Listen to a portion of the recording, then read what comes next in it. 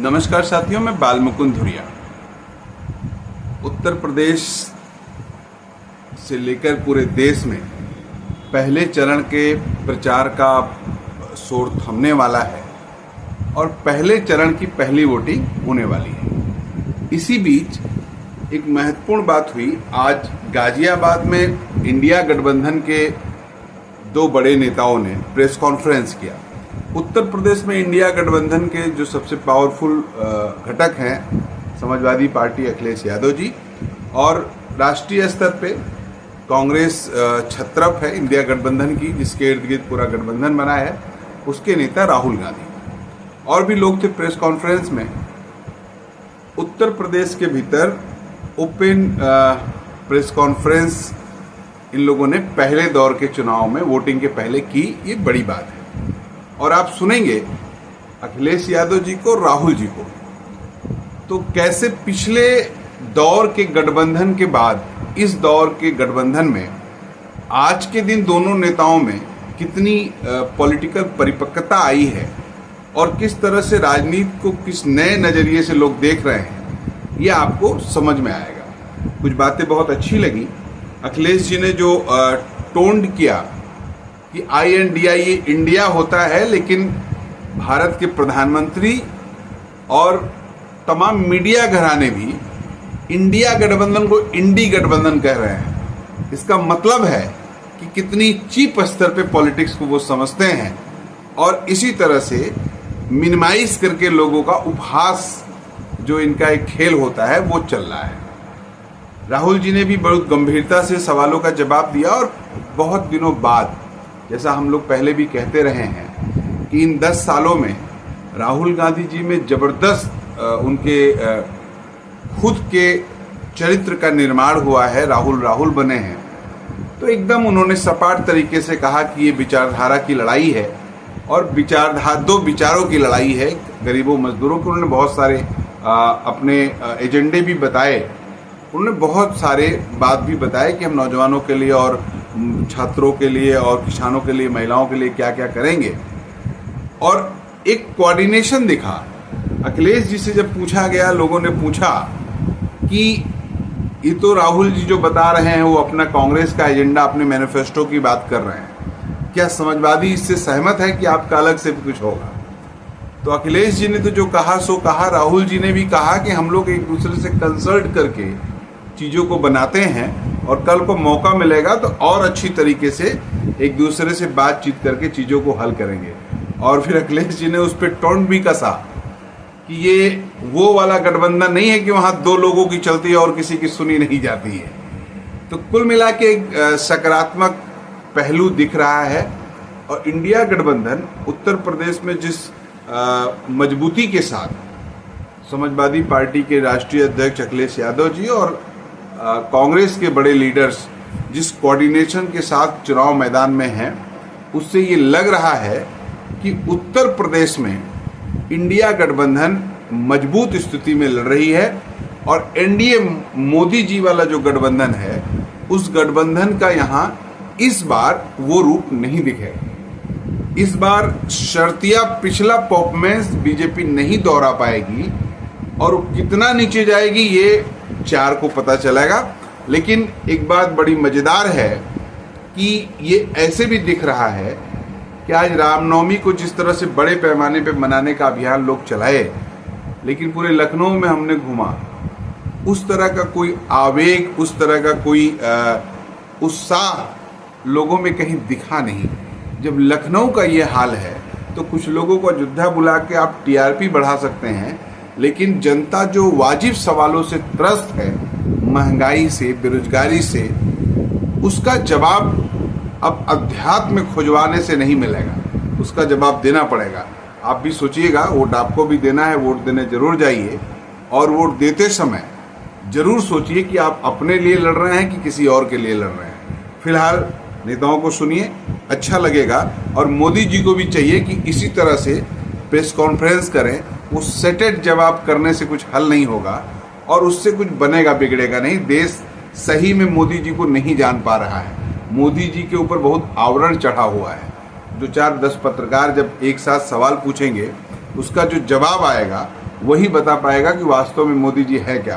वैसे निरहुआ जी ने कह दिया कि मोदी जी और योगी जी जिस तरह से जनसंख्या नियंत्रण कर रहे हैं वो एक नजीर है।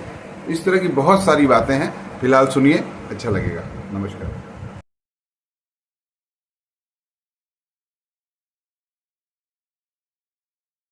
पूछेंगे सवालों का जवाब हमारे दो नेता अखिलेश यादव जी और राहुल गांधी जी देंगे, और आपके सवालों की जानकारी पहले से ही नहीं है। मैं पहले गुजारिश करूंगा यादव जी को कि वो आपको संबोधित करें, उसके बाद राहुल जी कुछ कहेंगे और उसके बाद आप सवाल करेंगे। अखिलेश जी। मैं धन्यवाद देता हूं, और सबसे पहले मैं अपने प्रेस के साथियों को आपके माध्यम से पूरे देश और प्रदेशवासियों को मैं रामनवमी की बहुत बहुत बधाई और शुभकामनाएं देता हूं। ऐसा त्योहार, ऐसे दिन जहां से अच्छी शुरुआत होती है। मुझे खुशी है इस बात की कि आज कांग्रेस पार्टी के नेता राहुल गांधी जी और समाजवादी पार्टी की आज हम मिलकर के प्रेस कर रहे हैं। पहले चरण का चुनाव उत्तर प्रदेश का होने जा रहा है, और जो पश्चिम से हवा चल रही है वो पूरे के पूरे उत्तर प्रदेश और देश के माहौल को बदलने जा रही है। आज गाजियाबाद में बैठे हैं। इस बार भारतीय जनता पार्टी को गाजियाबाद से लेकर के गाजीपुर तक इंडिया गठबंधन सफाया करने का काम करेगा। आज किसान दुखी है। तमाम जो वादे किए थे, भारतीय जनता पार्टी की हर बात झूठी निकली। उनके वादे झूठे। न किसान की आय दोगुनी हुई, न नौजवान को नौकरी रोजगार मिला, और जो सपने दिखाए थे, नैतिकता का बुलबुला था, वो भी टूट गया। इलेक्टोरल बॉन्ड ने इनका बैंड बजा दिया। भारतीय जनता पार्टी सभी भ्रष्टाचारियों का गोदाम बन गई। न केवल भ्रष्टाचारियों को ले रहे हैं, बल्कि भ्रष्टाचारियों ने जो कमाया है उसको भी अपने साथ रख रहे हैं। जहां उत्तर प्रदेश देश का सबसे बड़ा प्रदेश है, डबल इंजन की सरकार में जो दावा करते रहे डबल इंजन, उनकी होर्डिंग देखिए आप कि अब डबल वहां पर नहीं दिखाई देते हैं, अकेले दिखाई दे रहे हैं। इनके प्रत्याशी होर्डिंग से गायब हैं। पेपर लीक के कारण, और उसके मां बाप को अगर हम जोड़ लें तो ऐसे 60 लाख नौजवान हैं। 60 लाख नौजवानों का भविष्य अंधकार में डाल दिया। और अगर 60 लाख का गुणा करें हम 3 से, 1 करोड़ 80 लाख, और 1 करोड़ 80 लाख को अगर हम डिवाइड कर दें 80 लोकसभाओं से, तो भारतीय जनता पार्टी का 2,25,000 वोट हर लोकसभा में कम हुआ है। इसलिए एक भी वोट बट ना पाए। जहां हमें मतदान करना है, वहीं मतदान के दिन हमें सावधान भी रहना है। अगर हम सावधान रह करके मतदान करेंगे और अपने बूथ की चौकीदारी करेंगे, तो भारतीय जनता पार्टी का सफाया होगा।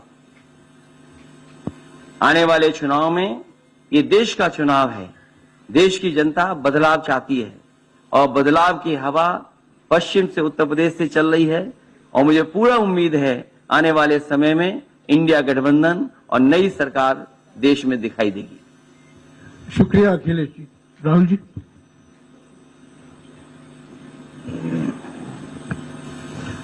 नमस्कार। रामनवमी की आप सबको, देश को बहुत बहुत शुभकामनाएं। ये चुनाव विचारधारा का चुनाव है। एक तरफ आरएसएस और बीजेपी, जो संविधान है लोकतांत्रिक सिस्टम है उसको खत्म करने की कोशिश कर रही है, और दूसरी तरफ इंडिया गठबंधन, कांग्रेस पार्टी संविधान को, लोकतंत्र को डिफेंड करने की कोशिश कर रही है, उसकी रक्षा कर रही है। चुनाव में 2-3 बड़े मुद्दे हैं। सबसे बड़ा बेरोजगारी, दूसरे नंबर पर महंगाई, भागीदारी। मगर बीजेपी 24 घंटा डिस्ट्रैक्शन करने में लगी रहती है। कभी प्रधानमंत्री समुद्र के नीचे चले जाते हैं, कभी आसमान में सी प्लेन पे चले जाते हैं, मगर जो मुद्दे हैं उनके बारे में ना प्रधानमंत्री ना बीजेपी बात करती है। कुछ दिन पहले प्रधानमंत्री ने ANI को बहुत लंबा इंटरव्यू दिया, स्क्रिप्टेड था मगर फ्लॉप शो था। प्रधानमंत्री जी ने उसमें इलेक्टोरल बॉन्ड्स समझाने की कोशिश की। प्रधानमंत्री जी कहते हैं कि इलेक्टोरल बॉन्ड्स का सिस्टम ट्रांसपेरेंसी के लिए लाया गया, राजनीति को साफ करने के लिए लाया गया। अगर यह सच है तो उस सिस्टम को सुप्रीम कोर्ट ने रद्द क्यों किया? और दूसरी बात, अगर आप ट्रांसपेरेंसी लाना चाहते थे तो जिन लोगों ने आपको पैसा दिया, बीजेपी को पैसा दिया, हजारों करोड़ रुपए दिए, उनका नाम आपने क्यों छुपाया था? और जिन तारीखों पे उन्होंने आपको पैसा दिया उसको आपने क्यों छुपाया था? पता लगता है हजारों करोड़ रुपए का कॉन्ट्रैक्ट किसी कंपनी को मिलता है, उसके एकदम बाद वो कंपनी बीजेपी को पैसा देती है। सीबीआई की इंक्वायरी होती है, ईडी की इंक्वायरी होती है, किसी कंपनी पर शुरू होती है, उसके 10-15 दिन बाद कंपनी करोड़ों रुपए बीजेपी को देती है और फिर सीबीआई की इंक्वायरी, ईडी की इंक्वायरी बंद हो जाती है। सड़क पे इसको एक्सटोर्शन कहते हैं, एक्सटोर्शन कहते हैं सड़क पे। तो ये जो है इलेक्टोरल बॉन्ड्स का जो स्कीम है, ये दुनिया का सबसे बड़ा एक्सटोर्शन का स्कीम है।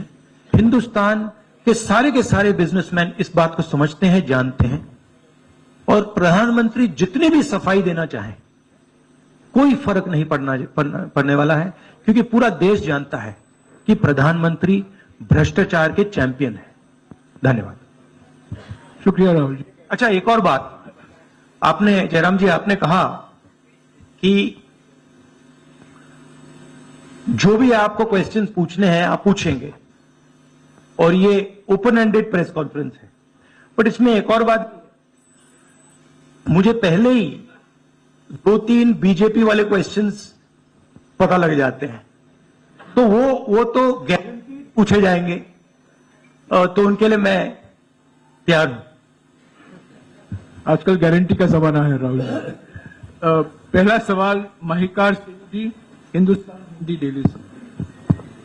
माइक दीजिएगा।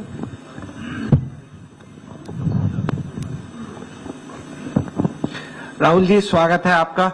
दोनों नेताओं, जबकि आज प्रचार का पहला चरण समाप्त होने वाला है, आपने मेरे मित्रों को थोड़ा सा कसरत करा दी, वो दिल्ली से यहाँ आए हैं। आपने गाजियाबाद में ही क्यों पीसी की?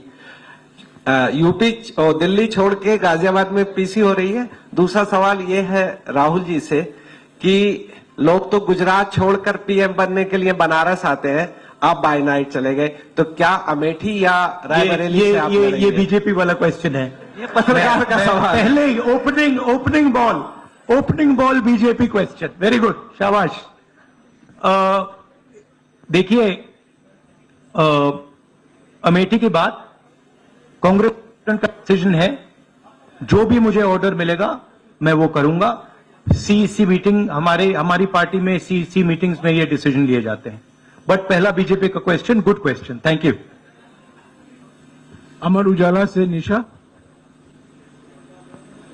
आप थोड़ा शांत हो जाइए यहाँ प्लीज।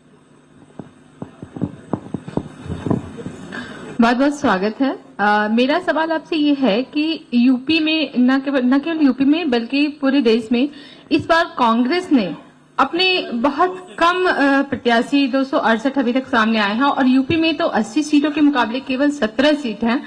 ऐसा क्यों? क्या ऐसा मान के चल रही है कांग्रेस की आप कमजोर चल रहे हैं या यूपी में कमजोर है कांग्रेस इसलिए सपा या आपकी गठबंधन बाकी सहयोगी पार्टी सीट नहीं देना चाह रही है?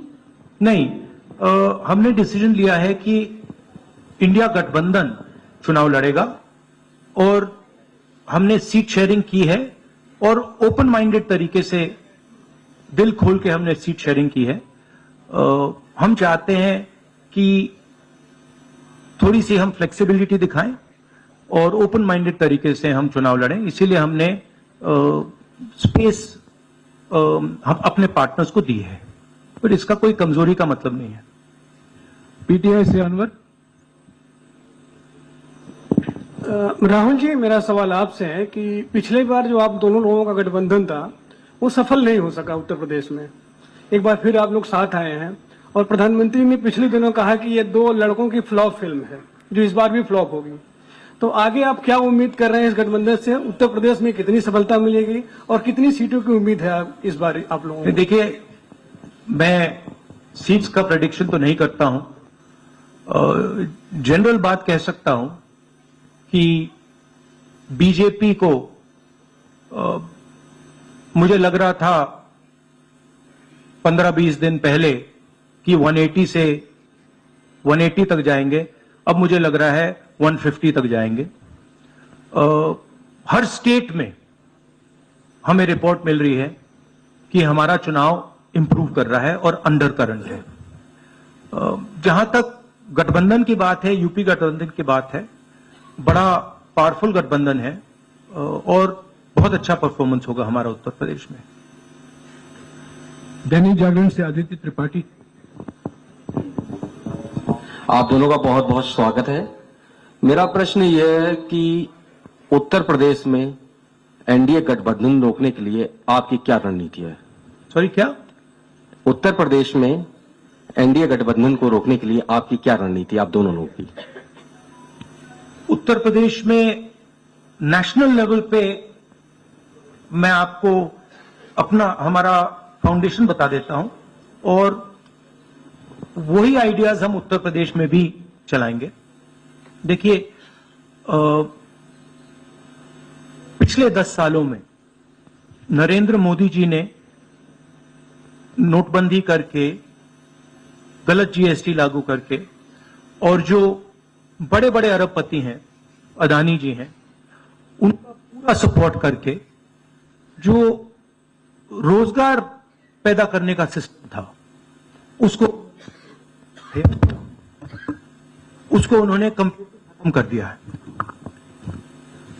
तो सबसे पहला काम जो रोजगार हिंदुस्तान के युवाओं को मिलना चाहिए उसको एक बार फिर स्ट्रेंथन करने का है।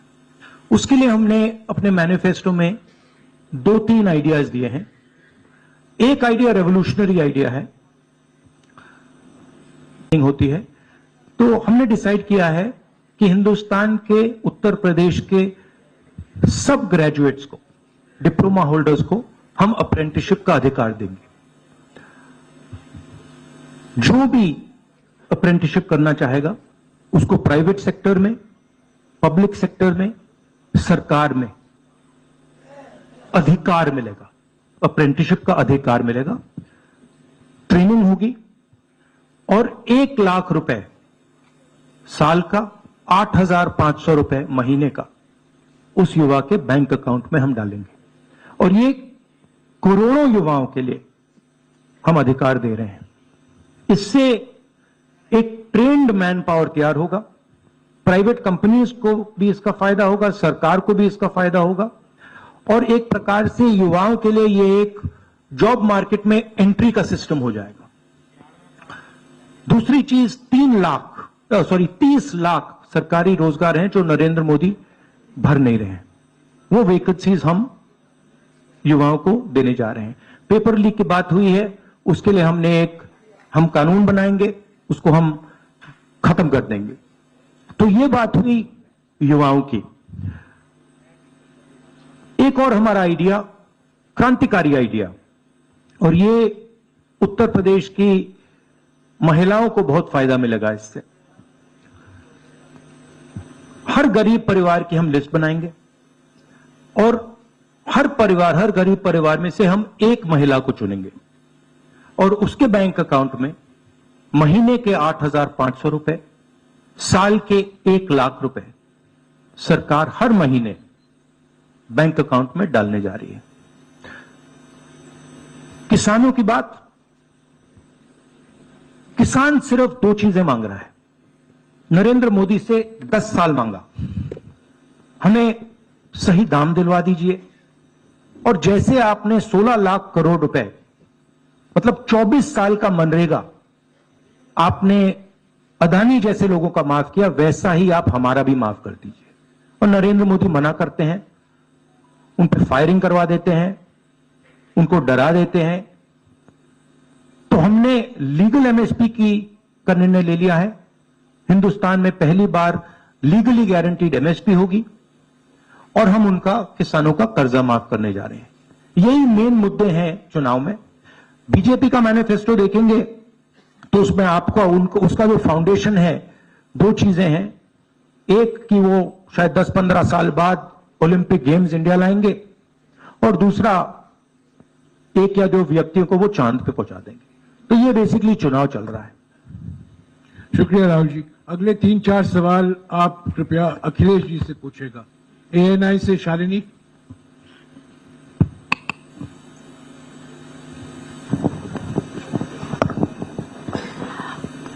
पहला सवाल राहुल जी से है। अखिलेश जी से पूछेगा प्लीज। उन्होंने कृपया लगा दिया, इसलिए अब हमसे पूछिए। दोनों से पूछूंगी सर। पहला सवाल राहुल जी से है, जैसे कि पीएम ने कहा है कि मैं देश बचा रहा हूं, लेकिन इंडिया अलायंस जो है वो परिवार बचा रहा है, इस पर क्या कहेंगे सर? और जो दूसरा सवाल, सेकंड बीजेपी क्वेश्चन। सर दूसरा जो सवाल है मेरा वो ये है, जादूगर कहा है उन्होंने राहुल जी को, और उन्होंने कहा एएनआई को जब इंटरव्यू दिया उसमें बोला कि ऐसा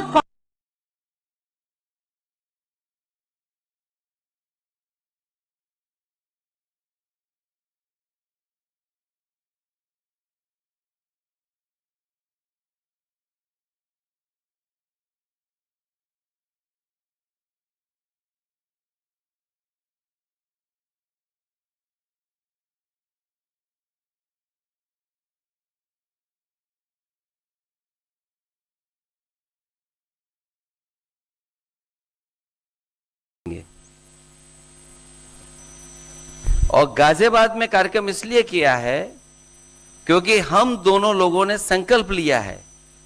वो तो इंडिया गठबंधन का नाम भी ठीक से नहीं ले पाते हैं। INDI ये तो इंडिया होता है, इंडी कब से हो गया? यहां से सफाया होगा गाजीपुर तक। जो 14 में आए थे वो 24 में चले जाएंगे, और यूपी वाले स्वागत भी अच्छा करते हैं। और इस बार तो ढोल नगाड़ा और सब कुछ की तैयारी है। इस बार विदाई भी बहुत शानदार होने जा रही है। हाँ, टाइम्स नाउ भारत। रंजीता, अखिलेश जी से। जो आपने जो गरीबी को एक झटके में मिटाने की बात की, देखिए ये कोई नहीं कह रहा है कि गरीबी को एक झटके में मिटाया जाएगा। हम ये कह रहे हैं कि गरीबी को गहरी चोट पहुंचाई जा सकती है, और तरीके मैंने आपको बताए हैं। नरेंद्र मोदी जी ने पूरा का पूरा फोकस 22 लोगों पे किया है, 22-25 लोगों पे किया है। आज की सच्चाई है कि 22 लोगों के पास उतना धन है जितना 70 करोड़ लोगों के पास है। गरीबी का यह भी कारण है कि नरेंद्र मोदी जी ने सारा का सारा धन कॉन्सेंट्रेट कर दिया है, 20-25 लोगों को पकड़ा दिया है। मैं जाति जनगणना की बात कर रहा हूं, और मैंने ये बात बहुत बार उठाई है। भागीदारी की बात होती है। हिंदुस्तान के किसी भी इंस्टीट्यूशन में आपको ना पिछड़े वर्ग के लोग मिलेंगे, ना दलित मिलेंगे, ना आदिवासी मिलेंगे, ना गरीब जनरल कास्ट के लोग मिलेंगे। मैंने मीडिया के बारे में बात उठाई। मीडिया में आपको बड़े बड़े एंकर्स दिखते हैं। आपको मीडिया की कंपनीज के मालिक की लिस्ट निकालिए, आपको दिख जाएगा कि उधर ना एक पिछड़ा मिलेगा, ना एक दलित मिलेगा, ना एक आदिवासी मिलेगा। तो हम क्रांतिकारी काम करने जा रहे हैं। जाति जनगणना, महिलाओं को उनके बैंक अकाउंट में 1 लाख रुपए, किसानों को एमएसपी, तो ये सब गरीबों को पैसे देने के तरीके हैं। नरेंद्र मोदी जी ने पिछले 10 साल में गरीबों को कुछ नहीं दिया,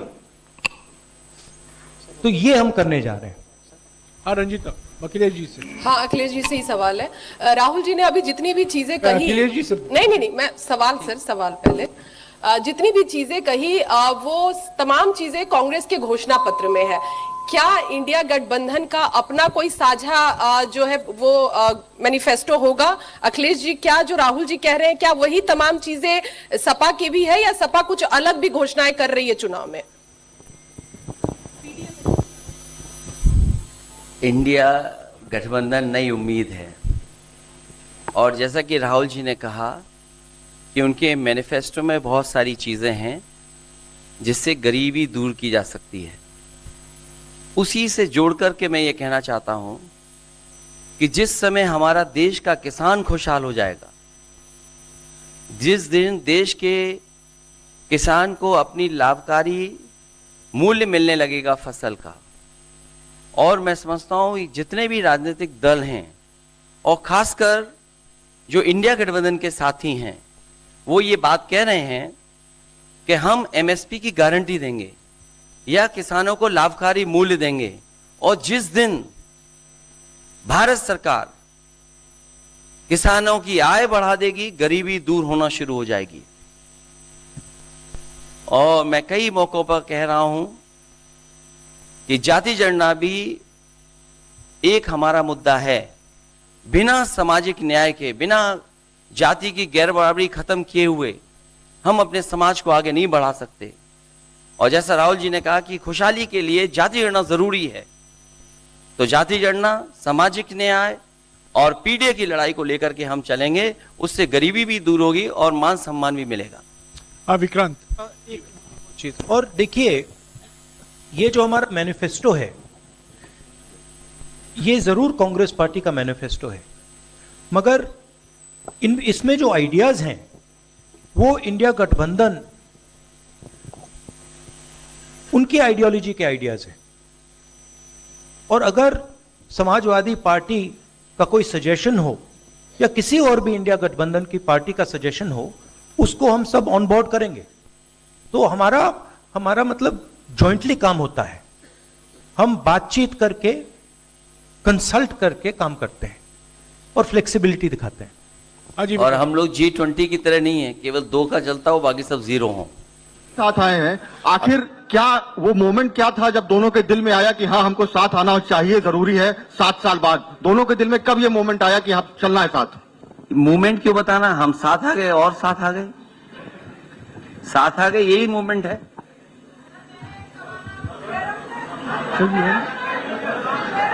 साथियों, अभी दोनों नेताओं को जाना है। उसके पहले हमारा गठबंधन का एक गीत है, वो जारी किया जाएगा। और हमारे 4 उम्मीदवार जो हैं वो राहुल जी और अखिलेश जी से एक फोटो खिंचवाएंगे। पहले गीत सुनिएगा, गीत देखिएगा। प्रेस कॉन्फ्रेंस समाप्त हुआ है, प्रेस कॉन्फ्रेंस समाप्त हुआ।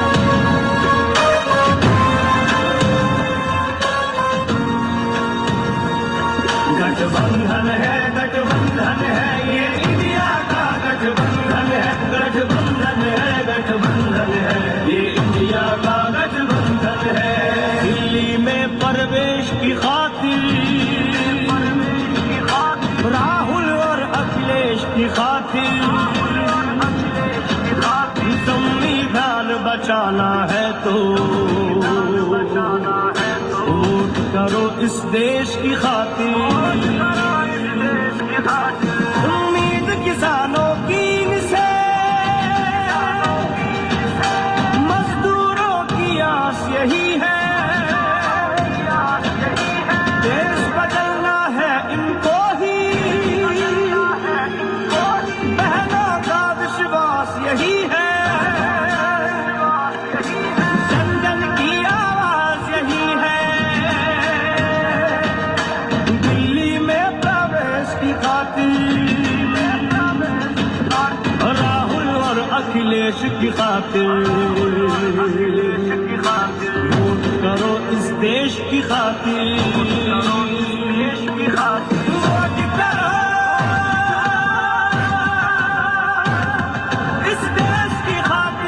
राहुल अखिलेश की खातिर।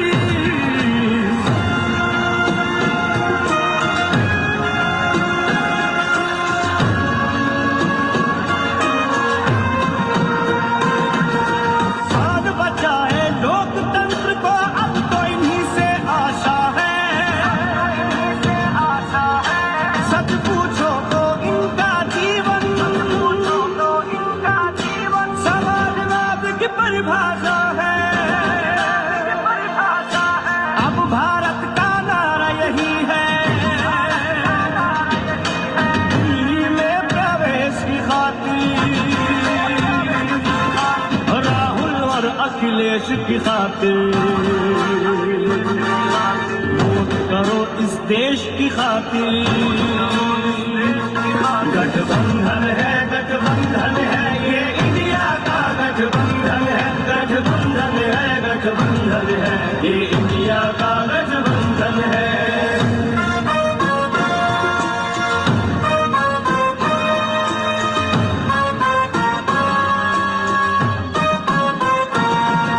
नेताजी के लाल तुम ही हो, और देश का मान तुम ही हो, कृष्ण कन्हैया के वंशज हो, यदुकुल का सम्मान तुम ही हो, अब धर्म युद्ध को लड़ना है तो दिल्ली में प्रवेश की खातिर, राहुल और अखिलेश की खातिर, वोट करो इस देश की खातिर, गठबंधन है ये इंडिया का गठबंधन है, गठबंधन है ये इंडिया का गठबंधन है, इंडिया का गठबंधन है। साथियों, अभी हमारे उम्मीदवार हैं डॉली शर्मा गाजियाबाद से, अमरपाल शर्मा जी बागपत से, महेंद्र नागर गौतम बुद्ध नगर से और शिवराम वाल्मीकि जी बुलंदशहर से। कृपया मंच पर आइए और राहुल जी और अखिलेश जी के साथ फोटो खिंचाएंगे।